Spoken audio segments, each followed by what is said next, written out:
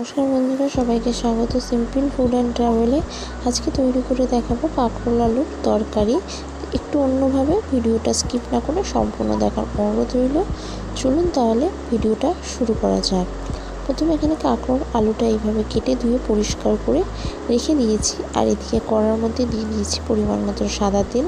তেলটা ভালো করে গরম হয়ে যাওয়ার পরে এর মধ্যে দিয়ে দিলাম কাঁকরোল আর আলুটা দিয়ে তারপরে পরিমাণ মতো নুন আর হলুদ দিয়ে ভালো করে একটু উল্টে পাল্টে লাল লাল করে একটু ভেজে নেব।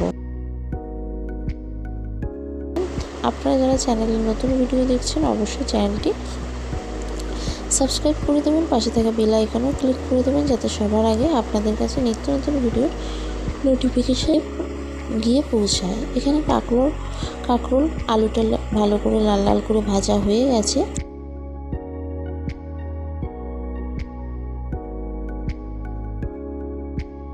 তুলে রেখে দেব একটা বাটির মধ্যে। আর সেই তেলের মধ্যেই দিয়ে দেব দুটো মিডিয়াম সাইজের পেঁয়াজ কুচি আর সামান্য তেল দিয়েছিলাম। পেঁয়াজ কুচিটা দিয়ে তার মধ্যে সামান্য নুন দিয়ে পেঁয়াজটাকে একটু লাল লাল করে ভেজে নেব যতক্ষণ না একটু পেঁয়াজটা নরম হচ্ছে। পেঁয়াজটা 2 থেকে 3 মিনিট ভেজে নেওয়ার পরে এর মধ্যে দিয়ে দিচ্ছি একটা ছোটো সাইজের টমেটো কুচি আর 4-5টা কাঁচা লঙ্কা দিয়ে ভালো করে একটু ভেজে নিচ্ছি যতক্ষণ না পেঁয়াজ আর টমেটোটা দুটোই নরম হচ্ছে। এবার এর মধ্যে দিয়ে দিচ্ছি সামান্য পরিমাণে হলুদ গুঁড়োটা দিয়ে ভালো করে একটু নাড়াচাড়া করে নিচ্ছি।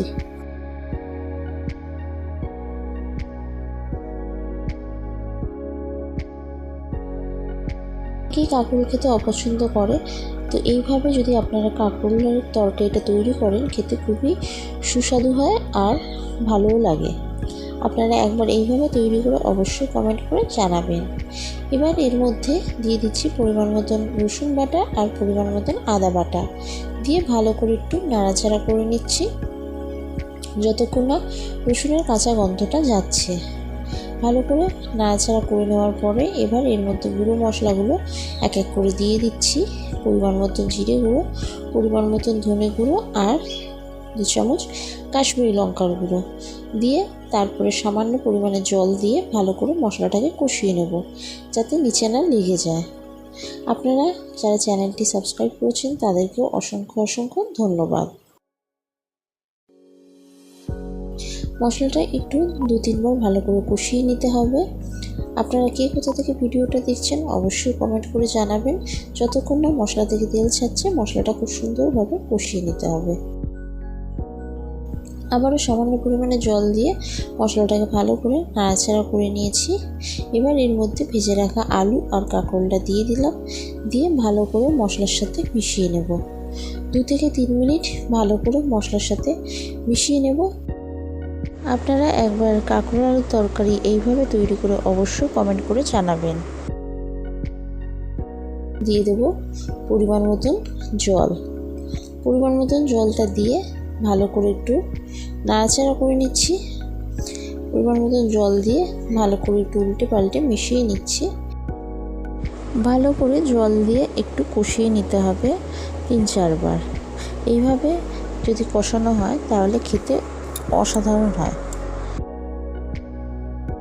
পুরো কষানোটা এখানে হয়ে গেছে।